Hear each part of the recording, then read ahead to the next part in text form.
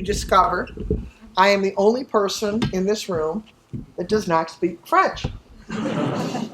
So they always say never start a presentation with an apology, but I'm always so humbled every time I'm here in France. And you all do so well at my language, and what I do to your language is a horror. So we're going to stay in English, so I apologize. So let's get right to it. We have a deep truth. Now, deep truth, the phrase deep truth was actually created in a letter between two physicists, Niels Bohr and Albert Einstein. And they were talking about a deep truth. And a deep truth is something that absolutely everybody believes. And today's deep truth in supply chain is that if only we can reduce cost, we will improve return on investment. Because if we ask anybody, what's the goal? Anybody that's read the book, Ellie's book, will say, it's to make money now and into the future. Well, when we in operations and supply chain look at making money, making profit, we know that revenue minus cost is profit. Therefore, since we can do very little about revenue from supply chain and operations, the thing that we must focus on is cost. So our job is to try to drive costs down. So that's a deep truth. Everybody believes it. Doesn't matter what country I'm in. Doesn't matter where I am in the world. But what if I challenge you that this deep truth is absolutely and unequivocally false? And by definition, that's the definition of a deep truth. Everybody believes it. It's false. When Columbus sailed from Spain in 1492, where did they think he was going? Where did they think he was going to land? India. Or there's still those that thought that he was going to fall off the face of the earth, because there were still many that were convinced that the world was flat. When Copernicus and Galileo started to measure and look to the heavens and looked at the data, what did they discover? The earth is not the center of the universe. Okay? They were declared heretics. They were almost executed because that was the deep truth of the day. Our deep truth in supply chain today is that if only I reduce cost, I'll improve return on investment. Now, to prove this to you, I need to get into 2 points. So we're going to prove 2 principles of supply chain. The first principle is flow comes first. There was a gentleman named George Plossel. George was around during the 50s when MRP was invented, and he's credited as one of the 4 founders of MRP. It's George Plossel, Ollie White, Dick Ling, and Joe Orlicki. And George used to be out on the APIC speaking circuit, or as we affectionately refer to it in the United States, as the chicken circuit, because they always serve you chicken dinner. Okay? It's always you always knew that. But what George was out talking about is he said all benefits are directly related to the speed of flow. And here's a guy that invented MRP, and he's out there in the 1980s talking about flow. So what are the flows that we know about in supply chain? We know that one of the flows of supply chain, we need an information flow. It comes from our customer backwards to us. What do we know goes forward? We know material and information go forward, yes, through a supply chain. And then the last flow, probably the most important, which is cash. Cash flows backwards to the supply chain. Well, Chad and I added a caveat to this. And the caveat is that both the materials and the information have to be relevant. We're going to talk tonight about what is relevancy. So let's look at the history of flow. All right. George didn't think it up. It wasn't a brand new idea from George. And if you think about it, Aristotle talks about how do we build on the shoulders of giants. Well, who's the giant that we stand on? Sir Isaac Newton, father of the scientific revolution. Well, out of what Sir Isaac Newton did, the Industrial Revolution came. Out of the Industrial Revolution, a guy named Frederick Taylor. Frederick Taylor is the guy that's credited for the concepts of operations management, putting things like standards for time, product routings, tools, methods. He was also responsible for the concept of a variable costing system. In addition to that, all of us that are in the supply chain planning function have Taylor to thank for that. He's the guy that invented planning as a business function. So when we look at what Taylor was after, he was after standardization of work. Now we also have another American that pops up here, Henry Ford. Right? Everybody knows Ford about what? His velocity, his pull systems, the idea of separating labor. Now, Ford would disavow that he ever did anything to do with Taylor, because Taylor was viewed as being very anti-labor. But in reality, is what Henry Ford understood is that the overall flow was governed by the slowest task. Okay? So what Henry Ford was all after is, how do I improve system velocity at scale? And his objective with the Ford Motor Company is he wanted to get the price of a new car down so low that every American could afford one. And at one point, Ford had an 80% market share in the United States. Now, here's a third guy. And you probably have no idea who this guy is. F. Donaldson Brown. And he goes, who's that? We've heard of Taylor, we've heard of Ford. Who's Brown? Well, Brown is actually considered the father of management accounting. You say, well, how does that fit with the other two with flow? Well, he's the one that came up with, if you've ever used or heard of the DuPont ROI equation, he's the guy that developed it while he was at DuPont, which is therefore the name. He also understood cost, volume, break-even analysis, because there's different costs that are relevant at different volumes. He understood flexible budgeting, and his big thing was understanding what is relevant information. Okay, and relevant information to drive ROI. Now, those guys did a lot of work. Then along comes our improvement methodologies that we use today. So the first one we're going to look at is going to be another American. Not that America listened to him. Right? When Deming came out after World War II and said, bad quality is the responsibility of management. Management, it's your fault. It's not the people, it's the process. American management did not want to listen to him. They did not listen to him. And Deming, as everybody knows, went to Japan. The top award still today for quality in Japan is the Deming Prize. Well, who else do we look at? Who's that? It's Taiichi Ohno. Right? Ohno, what do we know about lean? What's the goal of lean? Reduce waste, right? It's not what Ohno wrote. If you go back to the original Japanese writings of what Ohno really wrote about, Ohno never wrote about reduction of waste. What he wrote about is what he called his river production system. Ohno talked about flow. Waste gets in the way of the flow. All right, so we in the West bastardized what Ohno wrote, and we took it to reduction of waste because of that mental idea that we have to reduce costs. So cost is waste, waste is cost, there we go. Well, what Ohno really wrote about was his river production system.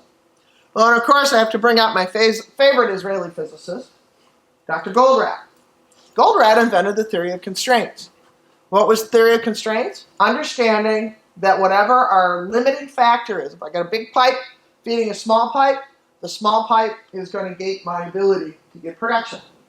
And that's called the theory of constraints. So everything had to drive to the constraint in the organization.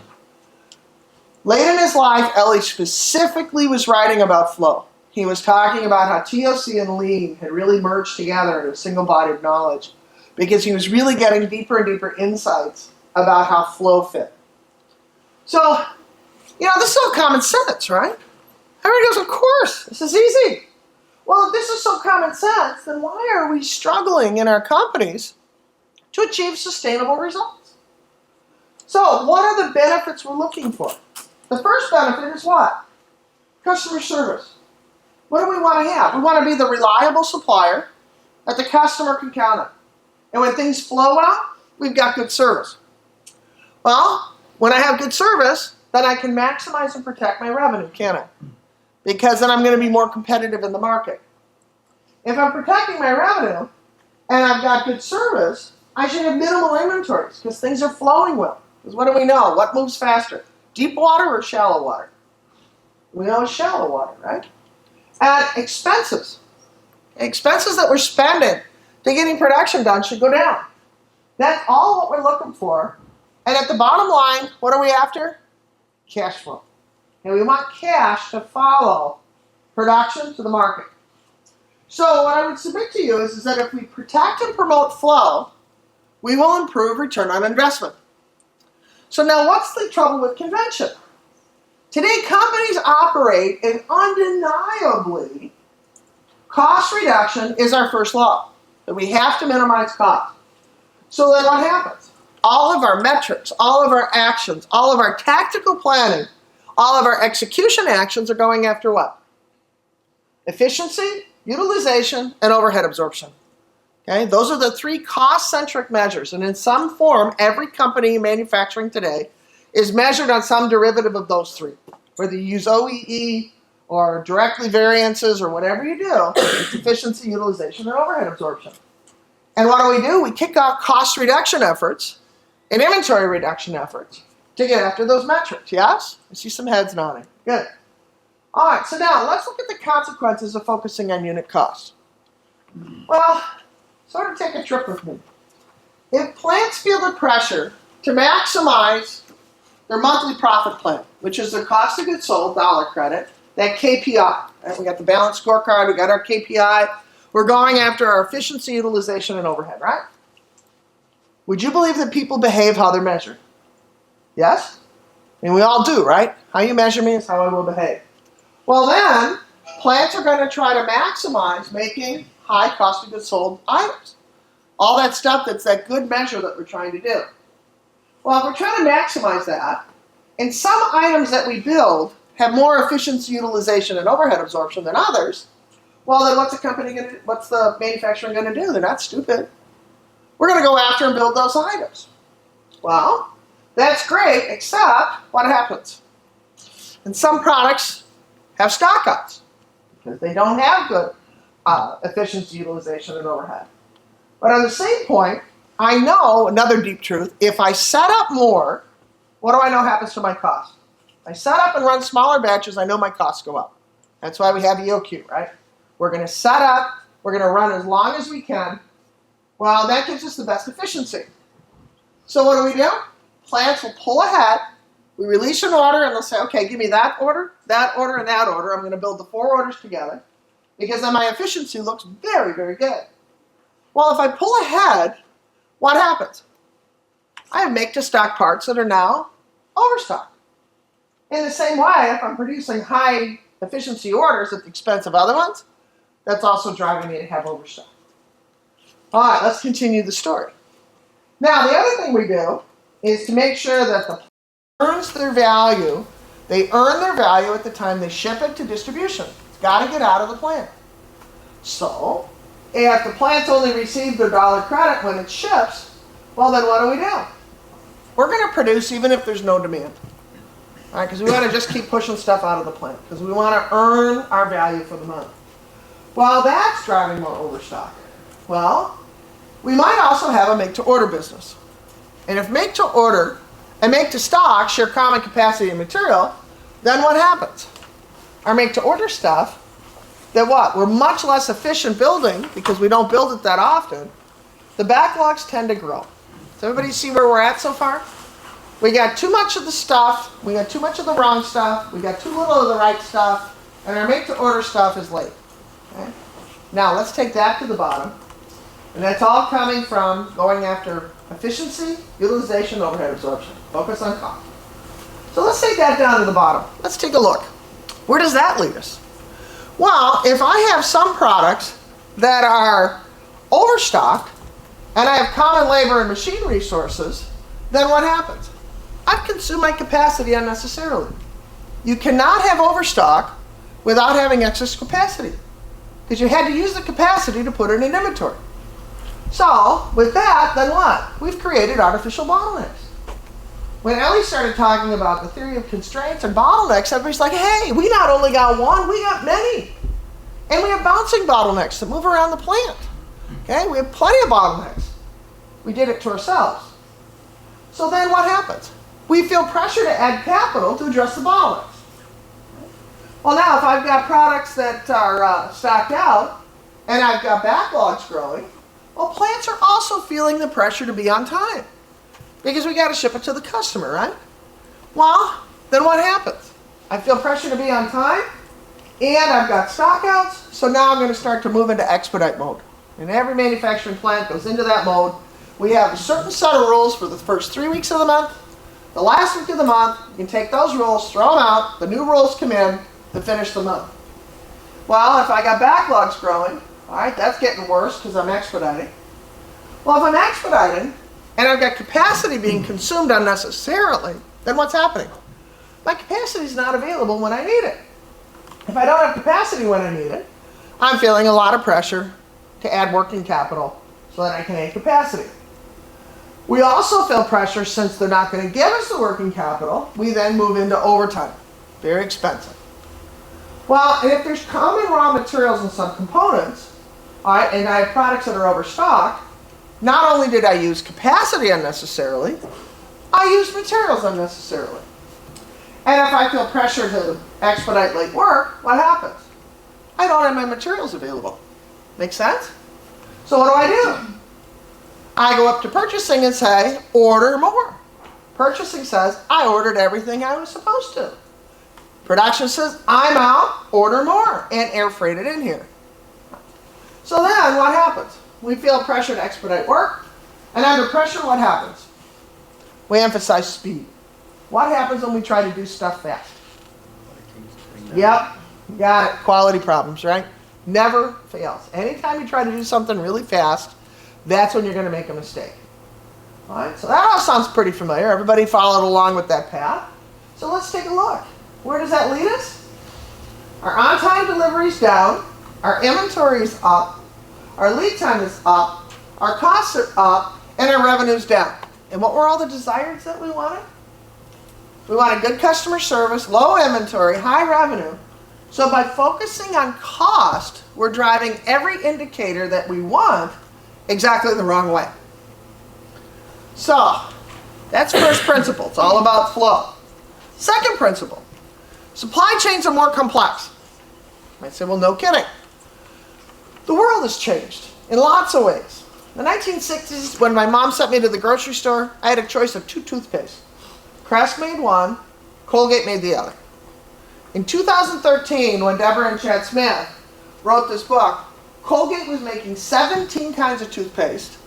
Crest was making 42, and that didn't include all the other manufacturers. Back in the 60s, what did we have? We had supply chains that were really close to us, right? They were all local. We could go visit all of our suppliers, drive a car. Now, I mean, I understand Americans drive cars more than you guys do over here, but we're pretty local. So as we look at the product complexity, in the 60s, it was pretty low. Product life cycles were a lot longer. We were in a different world in the 60s than we are today. So today's supply chains are much more complex. Anybody that writes a supply chain as linear doesn't understand supply chains. All right? Anybody that says that a supply chain is a straight line from a customer's customer to a supplier's supplier has never seen a real-world supply chain. Supply chains today are complicated, web-like networks that are well-connected. But now it's interesting, because at the point is that they're both connected, better connected, but at the same time they're more fragmented. How can that be? Because we've got these bits, things all over the world, so we're more fragmented as we spread it around the world, but at the same time we're more connected. Well, the problem is the wrong rules, because somewhere somebody's got to make something. Those are those gold balls up there. And what's inside? The planning system, right? The planning system that was conceived in the 1950s, codified in the 60s, commercialized in the 70s, and hasn't changed. So those are the rules. Now we've connected it directly to other links of the supply chain. So we've got this variability that we're passing along. So let's take a look at the law of system variability. What we know is when we have a tightly coupled system, the more variability that's passed, the less productive the system becomes. Anybody that comes out of the lean world knows there's a bunch of mathematics that goes behind how many operations can you put directly in combination with each other on a lean flow line, and how many feeder lines that you need. The math underneath that is called demand flow technology. Okay. But what we also know is the more areas, the more steps, and the more processes, the more erosive that effect is. So this is what it looks like. What we see is we've got output that goes down, lead time that goes up, and you recognize the bottom is what? It's the Bullwhip Effect. Right? The Bullwhip Effect, a lot of people give credit to MIT for writing about the Bullwhip Effect, but the Bullwhip Effect was not identified by Americans. Doggone Americans, they try to claim everything, right? It was actually a British guy named Forster. It was the Forster effect. He wrote about it in the 60s. It was not coincidental that MRP was invented in the 50s and Forster in England was writing about the Bullwhip effect in the 60s. So, the top diagram is how variation accumulates. The bottom is how variation amplifies. So the game has changed, right? Flow is the fundamental principle. Supply chains are more complex, and that's changed our lives. Okay? It has completely changed the game for supply chains. So protecting and maintaining flow is what we have to do. So we have to understand about supply chains. Supply chains are non-linear systems. Okay? The problem is all of our planning systems, all of our approaches, all of our software assume that supply chains are linear. Right? Anything optimization, you can optimize a linear system. That's why it's called linear optimization. A linear system is something I can break apart into pieces, understand each piece, and put the whole back together again. Linear systems, Pareto analysis is valid. 80-20 rule. 80% of our sales, 20% of our market. Okay, we get that? Linear systems is where when we look at a normal distribution curve, what's out on the tails are called outliers. And they're things that we ignore. The problem is supply chain is not linear. Supply chains are complex adaptive systems, which means that to understand them, I have to understand the connections. Okay? It's all about the connections. That we understand, it goes back to Archimedes, who said, if you give me a leverage point, and you give me a lever long enough, I can move the world. That's an adaptive system. The Pareto analysis in an adaptive system is not 80-20, it's about 90-91. Because you've got leverage effect. This is the new thinking around supply chain. It's come out of the School of Biology, actually. And smart metrics, which is what we're going to finish up with tonight, is the outcomes of the right rules and the right tools. Well, something's got to change. Okay? I'm embarrassed to show this slide. Okay? This is the return on assets for the American economy from 1953 to 2013. And you can see that the return on assets in the American manufacturing economy went from 4.1% down to 0.9. Now understand, this is us that did the survey. It was Deloitte University Press. At the same time, our return on assets fell by 75%. The productivity of labor doubled. Doubled. So as Deming said, it's not about the people, it's about the process. Now we laid across this all the technologies that we've developed. MRP, MRP2, ERP, advanced planning and scheduling systems, each with the promise of doing what? Improving return on investment, right? How do we do? Doesn't look pretty good, does it? Okay. So, here's the blueprint for change. It's 3 steps. The first step is the most difficult. Everybody always asks me, what's the first step? The hardest. Installing the thoughtware. It has nothing to do with software. It has nothing to do with algorithms. It has nothing to do with math. It has absolutely everything to do with what goes on up here. How do I think about it? Because what's our number one rule today? Minimize cost. How do we change that to it's all about flow? It's a huge shift in your thoughtware. The second step is becoming demand-driven. Third, to make it sustainable, is how do we deploy smart metrics? So let's take a look. Where do I start? So what challenges relevant information and relevant materials in today's supply chain?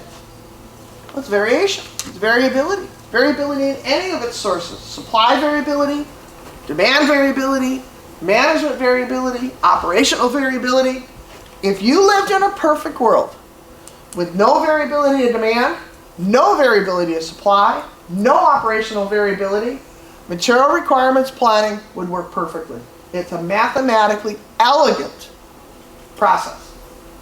Problem is, I'd love to go live there with you. Okay? I'd love to be in that perfect world. Problem is, we don't live in the perfect world. Remember, when MRP was invented, they ran it on a monthly basis. Monthly. It's all the computer power we had. First MRP was written in 8K of memory. When they broke it down and now start running it once a week, that's when Dick invented the master production schedule. Because they were already starting to see system nervousness. Alright, so what do? we commit to the wrong demand signal. Because how do we do it today? Out of the forecast, we drive it into sales and ops planning. Out of sales and ops planning, what do we get? We get a master production schedule. We load the master production schedule into material requirements planning. Safety stock, we plan an order receipt. We back into an order release. It then explodes down to the dependent material. We look for its requirement, calculate its projected available balance, and so on and so on and so on. What's the three truths about forecasting? First is forecasts are always wrong. Like how many of you got surprised in the forecast of how long it was going to take you to get here tonight? Okay? At least this time it was a crash. Last time we were together, I was together with Agilea, it was in Toulouse, and the farmers were on strike. Okay, so it took a bit. All right, so now what also happens, the further in the future I'm forecasting, what happens to my forecast? The more wrong it is, right? The more detail I try to forecast in, the more wrong it is, right? How does sales like to forecast? They like to forecast in terms of euros, right? Big level of aggregation euro. Unless you're the mint that makes euros, you can't make euros. Okay? You just can't do it. All right? You got to make products. So you need some kind of plan for production. So now, what happens when our planned orders are wrong? What have we done? We've committed the wrong capacity, the wrong materials, the wrong space, the wrong time to building exactly the wrong thing. So what do? We reschedule. If we really want to reschedule, we get an advanced planning and scheduling system that can reschedule very, very fast. So it can take very small disruptions and spread them through the entire supply chain. All right, so what forces us into doing this? Are we just stupid? Well, no, we're trapped, right? Because think about it, in the 50s, when MRP was invented, it was the perfect just-in-time system. MRP was written as an answer to order point. Because before MRP, we had order point. Okay? What's the problem with order point? We carried all this inventory for an extended period of time. So the guys are like, hey, you know what? We can use these new things called computers, and we can calculate based on usage where we should be at the point of ordering. So then we can order so that it comes in just in time, it's used up and gone. Okay? So it was written to minimize inventory, so we didn't have to carry all that order point inventory. What was the assumption? Two things. I have the material, and I have enough time. Because think about where we were in the 50s. Customer tolerance time was this. Manufacturing lead time was this. So it was a great solution. But where's our problem today? Customer tolerance time is this. Cumulative lead time is that. So what do you got to do? Well, you got to start ordering materials. You got to start things, all right, in advance of a customer order. Because you don't have the time. You don't have enough time. So what are we going to do? Well, we know, and as soon as they started to break MRP from a monthly run to a weekly run, they started to note this. Planning and scheduling nervousness. What happens when we see changes? We have a change. It ripples up to the parent. It ripples down to the component. And just like a nasty head cold on an airplane, everybody gets it. Right? It spreads across. Any common component, then it ripples up, it ripples down, and pretty soon, what? Everything changes. My last real job before the Institute was I worked for PeopleSoft, second largest software provider in the world. We were the real-time people. We introduced real-time MRP. You know what our customers said when we rolled it out? They said, please make it stop. Give us a switch so that we can run the calculations in the background, but we only display it still once a week. And when I talk to companies about how often they run their planning systems, they still run them once a week. And why? Because of system nervousness. So then what do we do to make the situation even worse? We batch. Because what do we know? It's another deep truth. The more I set up, the more my parts cost me. So if I have an efficient batch, my cost is lower. Really? But remember, it's our first operating rule. So what are some examples? EOQ, minimum run sizes. And what have we done? We've now taken it further out of flow by making these big batches. So say hello to our friend, the Bullwhip Effect. And what do we know? The Bullwhip Effect goes both directions. It goes from the OEM backwards to the suppliers, Also, any change in the suppliers affects the OEM. So it goes both directions. Here's an example, and we couldn't make this up. And I wish we could say that this is a derived example. This is actually a consumer goods company in Canada. This is a product that is, boy, could it be any more stable? And they were pointing their fingers at the customer. Customer is miserable. Customers constantly changing their plans. Customer this, customer that, customer that. So what they did is they decided to take the point of sale information. Because by the way, the customer happens to be Walmart, who's quite open with point of sale information. So they took this Walmart point of sale information. And you can see, boy, that is about the most stable product you could have. This thing is stable across the year. It's stable within the year. I mean, this thing is about as close to a solid line as you can get. Now, look what we can do to ourselves. The light blue line is how they shipped it to Walmart's distribution network. Not to be outdone, let's see what we did to the factory. That's the gold line. Can you imagine running that factory? Like, here, shut it down. Oh, we need some. Oh, shut it down. Oh, we need some more. Hurry, hurry, hurry. Shut it down. All right? Look at that. For that stable of a product, we call this management variability. Okay? We did that to ourselves. So, let's see now. See if you'll agree with me on what we call two universal points of inventory. Would you agree with me that we can have too little inventory? Can we have too little inventory? Sure, it's what we call shortages, right? If we don't have any water, the boat doesn't float. Okay? So everybody agrees we can have too little inventory. What's on the other side? Can we have too much inventory? Of course, right? That's waste. Anything more than the bare minimum, which is what Ono said. Anything other than the bare minimum required is waste. He never said inventory is waste. He said the bare minimum. All right, so now here's rocket science. If too little is a bad thing, too much is a bad thing, somewhere between the two is what? Just right. So we call this the Taguchi function for inventory. And first time we drew this curve, Chad drew the curve, my co-author, and I said, oh, the Taguchi function for inventory. And he looks at me and goes, who's Taguchi? He was a theory of constraints guy. Chad didn't have a quality background. He said, no, it's a Taguchi curve, right? Because what did Taguchi tell us? He told us that there's an optimal range to be in. Anytime I depart from the optimal range, there's a loss up to the point where I cross the specification limits. It's a total loss. Make sense? So this is where we want inventory to be. What did we see? As the Institute, we went out and started to survey companies running MRP. Without exception, what we uncovered is they had too much of the wrong stuff, they had too little of the right stuff, and overall, they just had too much stuff. Now, how does MRP work? MRP is a binary planning system. You're either okay or you're not okay. So what ends up happening is you oscillate between being okay and not okay. Every time you run MRP, the part can go from being okay to not okay or not okay to okay. Right? And it drives the planners crazy. So how do the planners deal with it? They're also not stupid. To survive, what do? Do they follow blindly the suggestions of the planning system? Yeah, that doesn't last very long. Typically what they do is they export the data to Excel, and they sort of develop their own planning system based on their intuition. If you get a good planner with a good gut, they can never be promoted, because they're the only one that can schedule the plan. So what do we typically hear? What we typically hear is things like, we have persistently high inventories. We've been trying to reduce inventories for a long time. The second thing we hear, at the same time we have high inventories, we have chronic and frequent shortages. How can that be?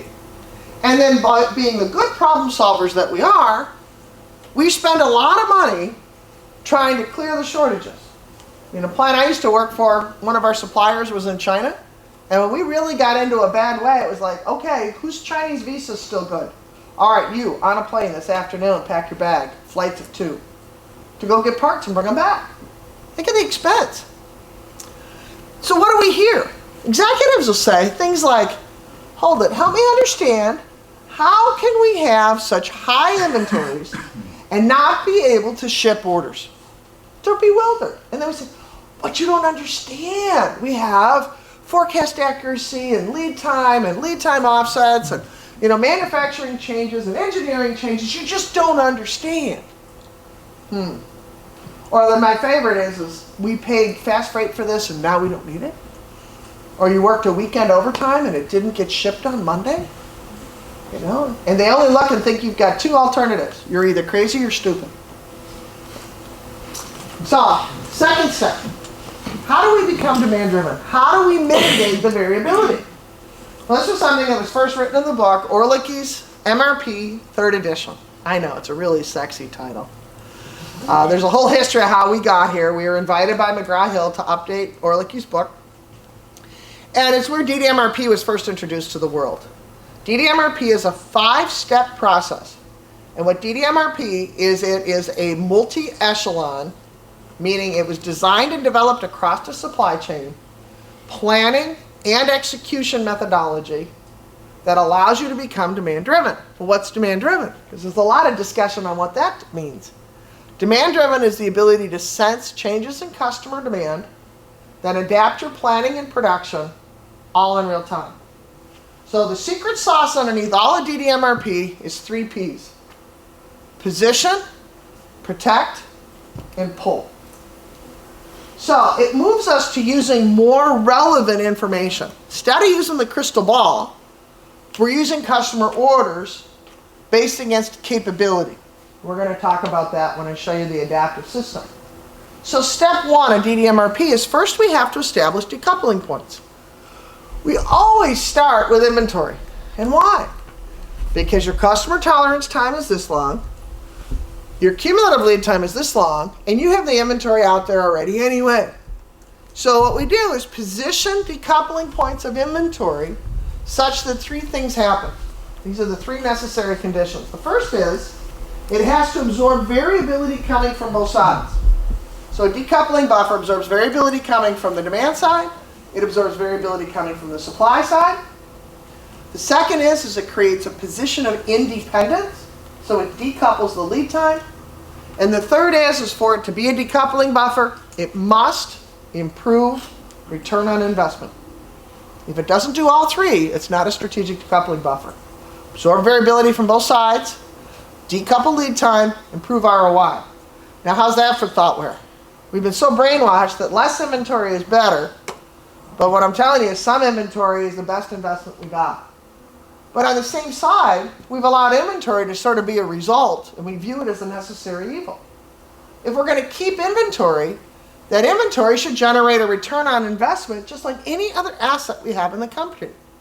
We've allowed inventory to have a free ride for how many years? Inventory is an asset. Assets should generate return. Otherwise, we don't have assets. All right, so how do we pick the decoupling points? 6 questions. First, what's my customer tolerance time? How long is my customer willing to wait? Second, what's my market potential lead time? Okay, if I can be faster than my competition, can I get more market or more revenue? Can I segment my market based on lead time? You know, if the part is price X at 6 weeks, is there a market out there that'll pay X plus Y if I can get it to them in 3 weeks? I don't want to sell it all in 3 weeks. I don't want to give that away. But is there a potential for me to sell more or a higher price if I can do it in 3 weeks? What's the demand and supply variability? Well, truly, what's my demand variability? You look at the demand variability of that consumer product and it wasn't very high. What's my supply variability? Have I stretched my supply chain around the world, made it very fragile? Or are all my suppliers closed? The last 2 are inventory leverage. Do I have things that come together or diverge? The last one is, do I have a critical operation to protect? Right? Do I have a bottleneck? Do I have a pace setter? Here's the difference between MRP and DDMRP. MRP, everything is coupled tightly. Understand why. They weren't stupid in 1953. The first MRP system that was written in 8K memory. So in 8K memory, you got to put everything on the critical path because they didn't have the calculation power. Right? So they made everything dependent. DDMRP makes some things independent and some things dependent. So this has been clipped, if you will, into 3 separately managed lead times. Within that, dependent. Between them, independent.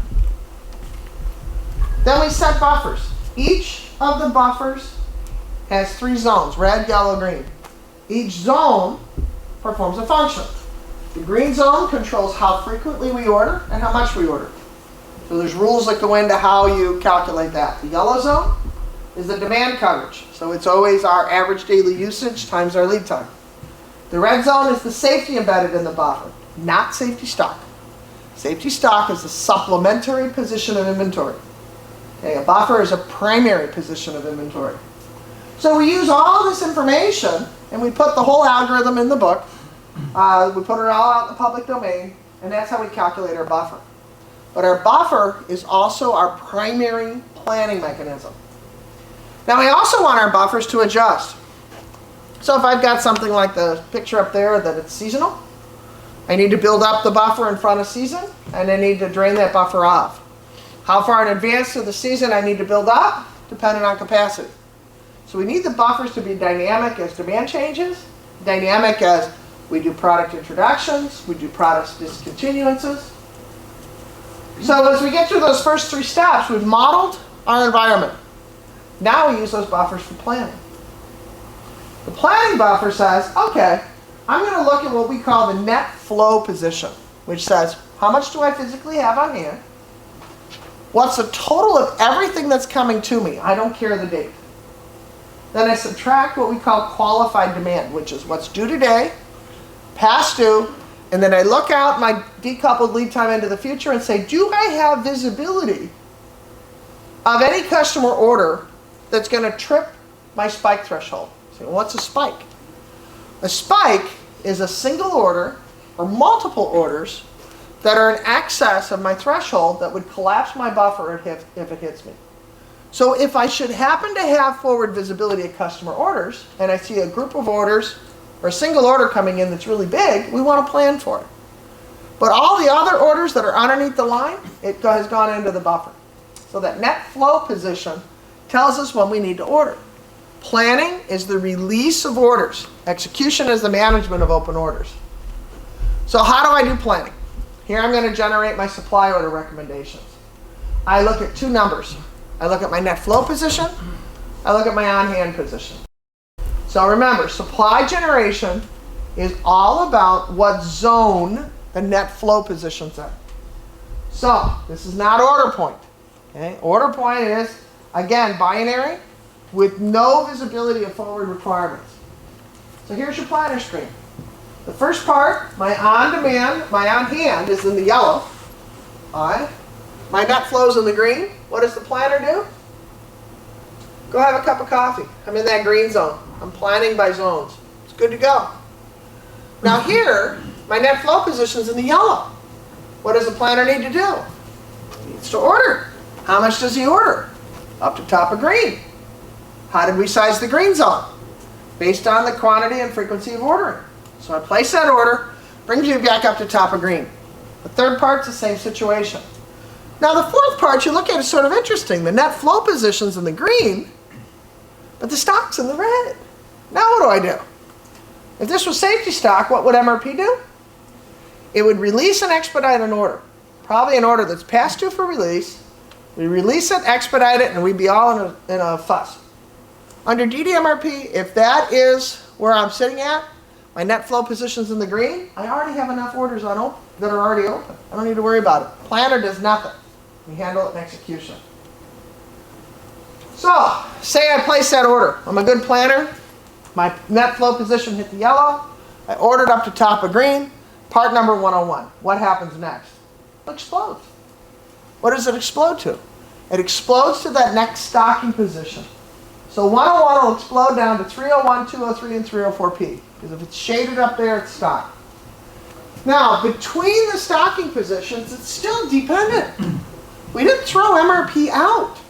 MRP has got some really good stuff in it. It's very relevant. So let's keep the good stuff. This is one of those things where, have you ever been to those lectures where they say, forget what you know about lean, you need to do this, right? Or forget what you know about MRP, you need to do this. Let's pull the best out of MRP and lean and theory of constraints and Six Sigma and put it all together in the same context so that it makes sense. So the decoupled lead time is the longest lead time from here to here or here to here. So it blows down to the next stocking position. Now here's what's interesting. Under DDMRP, the two assumptions to make MRP work are now valid for the first time. And those are, I have the components and I have time. Because DDMRP always releases an order, always go into the future. How does MRP release orders? It plans an order receipt and then back schedules into the planned order release and hopes that you don't back schedule past due. And if it back schedules past due, where does it throw it? Current time bucket. Okay? Now you got a whole bunch of this big spike to climb over. Now what happens to 301, 203, and 304P? Only if their net flow position goes into the yellow does 203 then explode. Its lead time, its decoupled lead time, is the longest leg, either this one or that one. And again, I have enough time to go buy this, make that, buy that, and put that together. Between the decoupling positions, it's dependent as it always has been. And then independently, 301 will explode. Okay, so it's a decoupled explosion. Now what about step 5, execution? If I give you this picture, okay, this is a dispatch list here. Okay. What order am I going to build first? What order do you want to build first? Not hard, right? Today's May 12th. You want to build a make to order, right? Nobody ever got fired for building a make to order. Now, here's the next question. What order second? You got two due in the same day. How do you pick? How do you? A lot of people say, I'm going to pick the smallest number because it was released first. How is that even possible that that's relevant? Okay? Now what happens if I give you this picture? What order am I going to build first? Yeah, we're not changing the space-time continuum. Nobody still gets fired for building a customer order that's on the schedule. Right? But what order am I going to build second? It's very clear, isn't it? Because this next order is 12% of its buffer left and it's sitting in the red zone. Something that only has 12% left is a much higher priority than something that's got 33% left. I don't care about the due dates. Now I'm really going to be a heretic. For strategically stocked positions, I don't care if my suppliers are ever on time. Ever again. I don't care. I don't care if manufacturing is ever on time. Ever again. For strategically stocked positions. Because would you rather have a supplier always on time? Or would you rather have a supplier never run you out?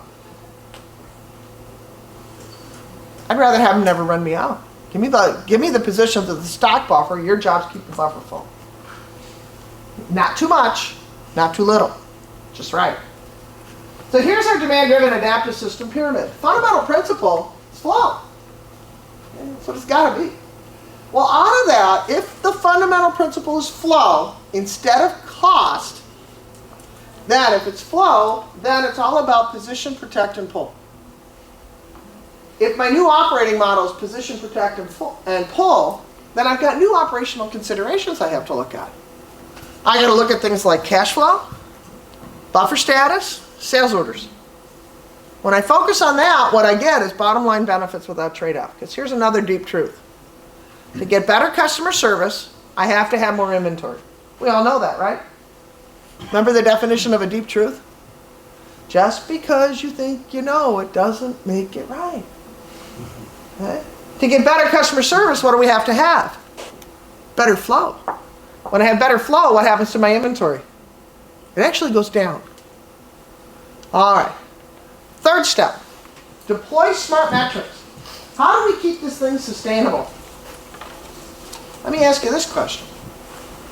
Where do we as a company typically focus most of our planning? New products? Demand? Supply? Or financial? Guess what? We spend some time on new products. We spend more time on demand. We spend most of our time on supply. Our whole field is called what? Supply chain management. We focused on the supply side. And then what else do we focus on? Financials. If you've ever implemented an ERP system, what's the first module to go up? Financials. You got to implement the financials first because you got to get the general ledger in before you can put the inventory in. What areas areas do we see the most change coming into our company? If variability is so damaging for us, where do we typically see the most change? New products? A lot. Demand? Yep. Supply? Financial. You see the mismatch? Because of the focus on supply, Dick Ling in 1984 invented sales and operations planning. Because he was frustrated, everybody else was focused on the mathematical elegance of the gross to net calculation of MRP, and everybody forgot about the demand side. So Dick said, we got to invent this thing. And he was with a client, and finally it popped out. He said, well, we're planning sales and how operations will execute. So it's sales and operations planning. So what was it? Well, he took new product planning, demand planning, supply planning, financial planning, and what did we do in sales and ops planning? Came up with the plan. It was the single set of numbers, the plan. And then who did the plan go to?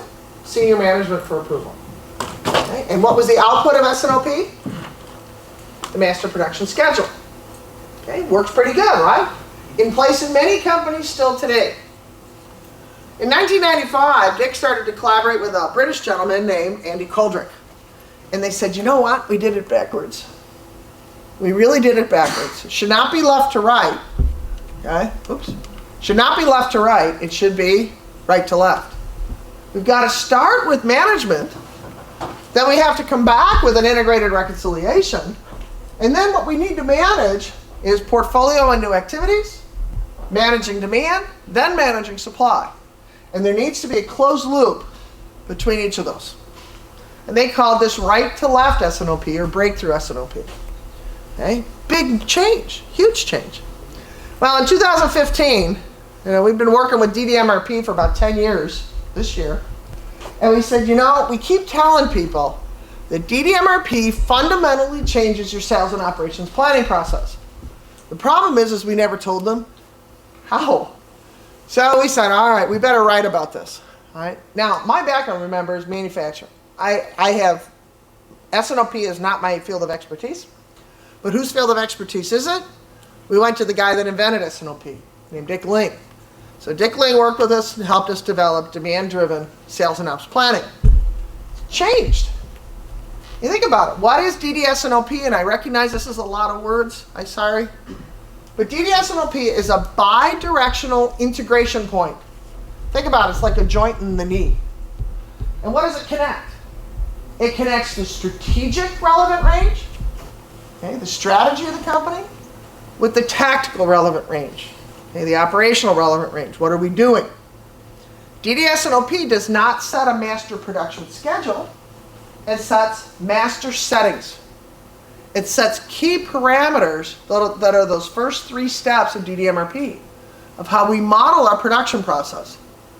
And it bases that on our business strategy, our market intelligence, our key business objectives. It also projects the model performance. All right, maybe easier to look at it in terms of a graphic. Here's the whole demand-driven adaptive schema. What have I got?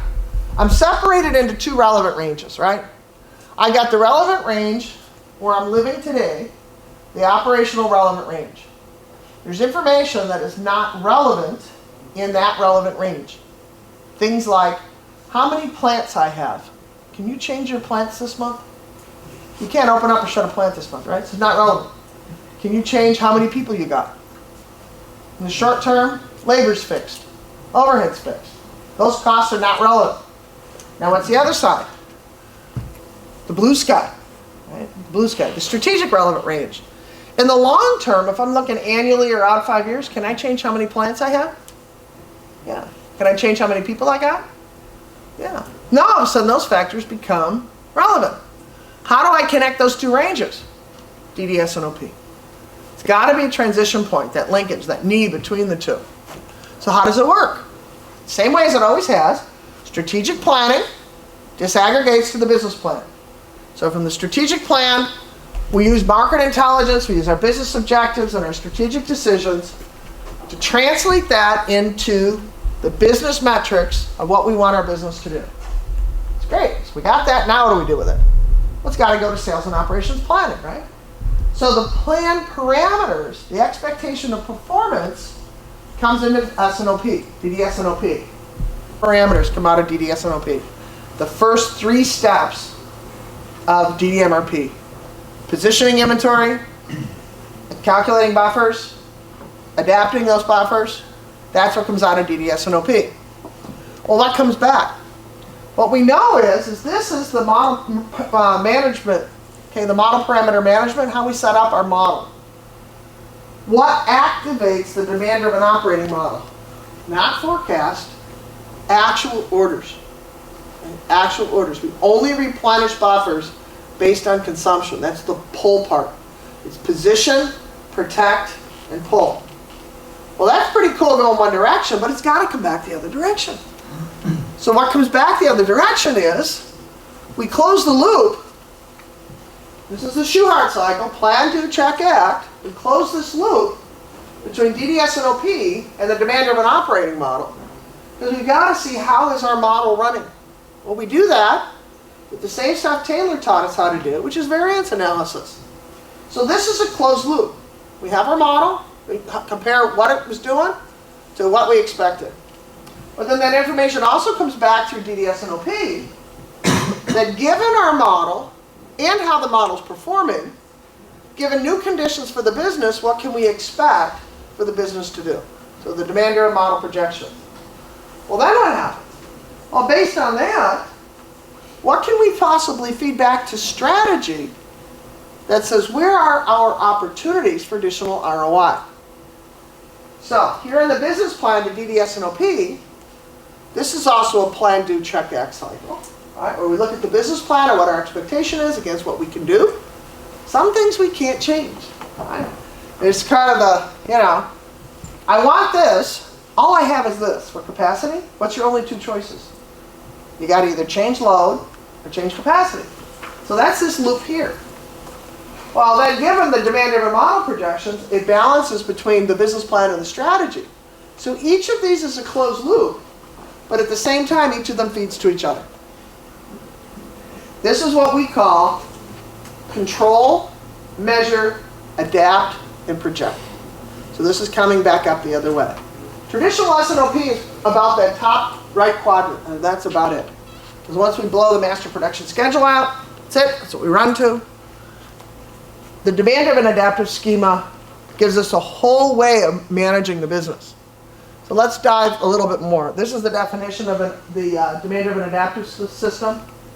It's a management and operational system. And what's it designed for? It's designed for volatile, adaptive, uncertain, complex supply chains. If you're in a supply chain that has absolute certainty on demand, you have no variability in demand, you have no variability in supply, you have no operational variability, you don't need this. The more the variability exists, the more and the better this works. It uses a constant system of feedback. So instead of our planning system being transactional, where we run it once a week, it's more like how we run production on an SPC chart. We read by ranges. We control by ranges. It's not about being precisely wrong. It's about being roughly right. So did I stay in the lane? I'm learning how to drive in France. I've been having a really good time the last few days. I learned about GPSs. They don't have a sense of humor. I think they do. I didn't. I picked up the car at Gare du Nord, heading out to Clermont-Ferrand. The little bugger took me right down through the middle of Paris. Not the direction I wanted to go. Okay? When I saw Bercy, I knew I was in trouble. Okay? I did not want to be driving in downtown Paris. Okay? Not good. Okay? But I learned. I didn't hit anybody. I didn't go any way in the wrong way street. I don't think I ran a red light until I actually got to Clermont-Ferrand. I said, oh, there's a red light. All right. So we're connecting this feedback. We're staying in the lane, all right, to see how we're doing. And we're driving it through this DDS&OP process. The demand-driven adaptive system focuses on the protection and the promotion of flow. A fundamental principle. It's all about flow. All right, about relevant information and relevant materials. So what are some of the things that we're getting? Well, here we're looking at buffer profiles. And remember, buffers can be stock, can be inventory, can be time or capacity. Usually we start with inventory because it's there already anyway. So let's reposition it so it's generating ROI. We got the profile assignments, the part planning. That's all part of DDMRP. Well, now, everybody always asks, okay, Carol, efficiency, utilization, and overhead absorption are the wrong answer. What's the right answer? Well, the right answer is model stability, our model reliability, and our model velocity. Those are our 3 new key metrics. Because if we increase those, we improve flow. We improve flow, we improve return on investment. So it's all about these 3 key metrics. And the model projections come back, we convert the buffers to things like working capital, lead time, capacity, and then also volume opportunity identification, which comes out of what Brown did, Donaldson Brown thing, and looking at break-even periods. Well, then what happens? Well, then we can identify potential for lost ROI opportunities. One of the things that absolutely makes me shudder is when I sit down with executives, which is what my job is these days, because I don't have consulting services to sell you. I don't have software to sell you. So if you're waiting for the sales pitch from me at the end, you're not going to get it. All I got is a new idea. And I talk to executives, and they said, we're going to rationalize our product lines. Based on what? And it's always this, well, of course, on profitability. Where do you get your profit number? And they look at you at this point like you are one stupid American. Well, they say it's revenue minus cost. Where are you getting your cost? Well, out of the system, the computer system. I know what my material is, I know what my labor is, and I know what my overhead is. Wrong answer. All right? Because we have to take into account capacity. We've got to take into account what is the net contribution margin per unit of constrained capacity. Because when a company maximizes that, they will always profit maximize. And it's at that point they usually look at me and go, what are you talking about? And that's what we're looking for. We're looking for lost ROI opportunities. How can we improve return on investment? Because it's really what we're after. We're not after profit being revenue minus cost. We're after return on investment. So what is the demand-driven operating model? The demand-driven operating model, remember, that's the gold side of this program. Okay, that's the gold side of the schema. What is it? It's a supply order generation, operational scheduling, and execution model. Aligned. So that what we want to do is being prioritized through production in combination with strategic decoupling, buffers, and control points in order to create a predictable yet agile system. Predictable yet agile system that promotes and protects flow. The demand-driven operating model parameters are set through the DDS&OP to meet the standard what? Business objectives and market objectives. It's got it all in. So what does it look like? Let's take a look at the demand-driven operating model. Well, out of DDS&OP, we're getting the model of part parameters, which sets the model that we're getting for DDMRP, which includes the stock side, as well as the capacity and time side. So everybody was asking, what business does DDMRP fit best? Any company that has variability. If I'm a make-to-stock company, I'm going to start with stock buffers immediately. Even if I'm make-to-order, if I'm ordering material ahead of time, I'm going to work with my stock buffers first because my lead time is this long, my customer tolerance time is this long. If you're in an environment that your customer tolerance time is this long and your lead time is this long, then you're going to come straight down this leg with capacity and time. Well, that drives into the DDMRP engine. Also comes through capacity scheduling, and what do we get? We get promise dates, we get work order releases that go out to demand-driven execution that prioritize based on percentage of buffer remaining. The buffer can be stock, the buffer can be time, the buffer can be capacity. We can still compare those buffers with each other with percentage of buffer status remaining. And then what do we get? Here's that closed loop. Back with the demand-driven variance analysis, and there's our Taguchi function again. All right? Because what do we want to do? Where's our relevant information? It's on the tails. All right? In a linear system, we call those outliers and we ignore them. In an adaptive system, we recognize it for what it is. that is the only relevant information we've got. And what's our key metrics? Model stability, model reliability, and model velocity, instead of efficiency, utilization, and overhead absorption. So there's some people that have a problem with the schema being laid on its side. So to make everybody happy, we put it so that it runs top to bottom. Some people think top to bottom, some people think left to right. The model parameter management comes down this way. It comes from the blue sky. We look at our capabilities, our performance targets, and our demand. It comes down to the model and part parameters that feeds into that demand-driven operating model. Remember, this is closed loop. Then what comes back, based on the model we have and how that model is running, is how we can project what our business will do given the new parameters that sales gives us. Is something going to increase or decrease? So you might say, wow, have you guys just like sat in an ivory tower and thought this up? You know, the answer is no. It was born the same way MRP was. MRP was developed by a group of practitioners came together to solve a common problem. DDMRP was developed exactly the same way. A group of practitioners that came together to solve a common problem. What was the problem? The problem was variability. Now, what's interesting up there is you're going to see American companies, Canadian companies, Asian companies, European companies, basically all around the world companies.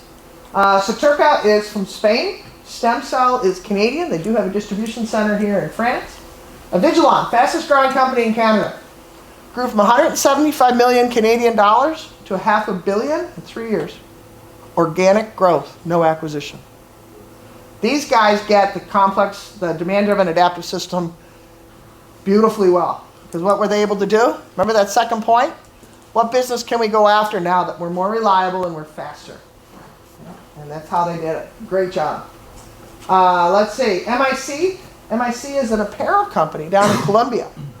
MIC had to challenge its thoughtware of what do we know about apparel companies.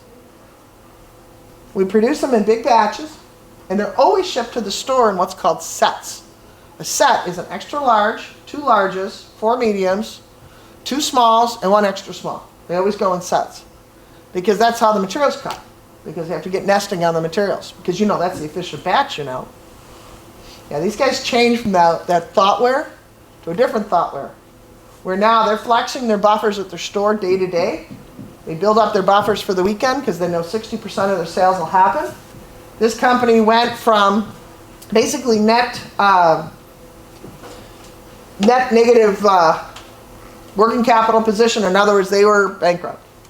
And they're privately held, and all they'll say to us now is it just is really good. And they smile a lot. Okay? They actually changed their big trucks to tiny little like tuk-tuks that run around and replenish their stores. You notice Louis Vuitton is up there? They're working on this as well. They've got a couple pilots running. Oregon Freeze Dry, interesting company. World's largest freeze dryer. Implemented DDMRP. Revenue went up slightly. 1,300%. Okay? Inventories did not double. Laterno, very make-to-order, engineer-to-order. These guys make earth-moving equipment. They make oil drilling platforms. They make big stuff. They're in Texas, so they make really big stuff. The French connection with them is when the Allied forces landed on the beaches of Normandy, all the Caterpillar, all the bulldozers, all the heavy equipment on the beach were all Laternos. That was before Caterpillar. The Laterno built all that. Unilever you see up there, the largest CPG plant in the United States is in South Carolina. It is a demand-driven Unilever plant. They have their plant in Bramalia up there. Tube Forgings. Interesting story with those guys. Tube Forgings makes forgings. Forgings for oil, gas, and nuclear. 2008, when the American economy died, they lost 50% of their business in 3 months. How would you like to manage that? What's usually the reaction when 50% of your revenue just disappears? What does everybody go into? First, a panic attack. Then we start laying people off, right? And try to cut labor. Well, if you can make a forging, it's a highly skilled set labor force. They said, we don't want to lay anybody off. So what they did is now they got a lot of excess capacity, right? So they started to break that thoughtware of saying, oh, you know what? Big batches give me better cost. They said, you know what? We got capacity. Setup cost is now not relevant, so we're going to move to a make-to-order business. And they did it in the same turnaround time as their competitors were building to stock. And they survived the downturn. They're now doubling the size of their forge, which is, in the United States, a forge company in the United States, unheard of, because everything has gone to India or China. And more interestingly, they didn't not lay out the people because they were being altruistic and good human beings. They stayed profitable through the whole downturn. Okay. This is really incredible stuff. Royal Composites and Rex Materials, both down in the left corner there. Aerospace, Figeac Aero started a couple months ago. I just heard their case study. I was in Toulouse last Wednesday. Heard their great case study there. Obviously Boeing there, they did it in their defense business. Amore Pacific is a cosmetics company out of South Korea. Hyundai is not up there. They've just gone down the road. So it's a bunch of companies in a bunch of different industries around the world. So here's an example of some of the companies that have done the demand-driven education, learn the concepts, and you can see it's not American. And in fact, you know which country has the most education in demand-driven planning in the world? France. France leads the world. More than the United States, more than the United States and Canada combined. Okay? So, and the reaction to that is I tell people around the world, because I always get asked that question. I was in Holland one day, and they said, what is the biggest country for adoption of demand-driven? And I said, France. No, seriously. What country has got the biggest adoption of demand-driven? I said, no, seriously, it's France. And they looked at me, and I thought their Dutch reaction was great. They go, how could that be? No, they did. All right. So where do you find out more? We get a lot of stuff up on the website, demanddriveninstitute.com. We have a LinkedIn group. Through the generosity of Agilea, we have a LinkedIn group in French. So there's lots and lots of great information out there. All of our white papers have been translated to French. The educational program is in French, English, Spanish, Latin American Spanish, Korean, Turkish, Italian. So it's been translated to all those different languages. So there's a new book coming out. It'll be out in the spring. That's why Chad is off the road. I did my part of the book in the summer when I was home, and now he's home doing his part of the book. So our hope is that'll be out sometime in the spring. Part of our contract that we signed with the book company was interesting. When we wrote the third edition, McGraw-Hill came after us to rewrite Orlicky's MRP, which of course we absolutely wanted to. When we decided to write a book just on DDMRP, we had 4 book companies that wanted the book. So we signed with one of them, and part of the agreement is within so much time they have to bring the book out in French. It has to be in French, Spanish, and Korean. So if they don't do it, we'll do it. So because I'm not going to have a book company prevent me from getting this book translated. So I'm actually meeting with our publisher here. It's the same publisher that did Le But, The Goal. Because I actually wrote a book with Ellie Goldratt called Necessary But Not Sufficient. So they're real happy to get our book here in France. And so they'll be our French translator. So that's what's up. I think I turn it back over to Bernard. Thank you. Okay. Thank you.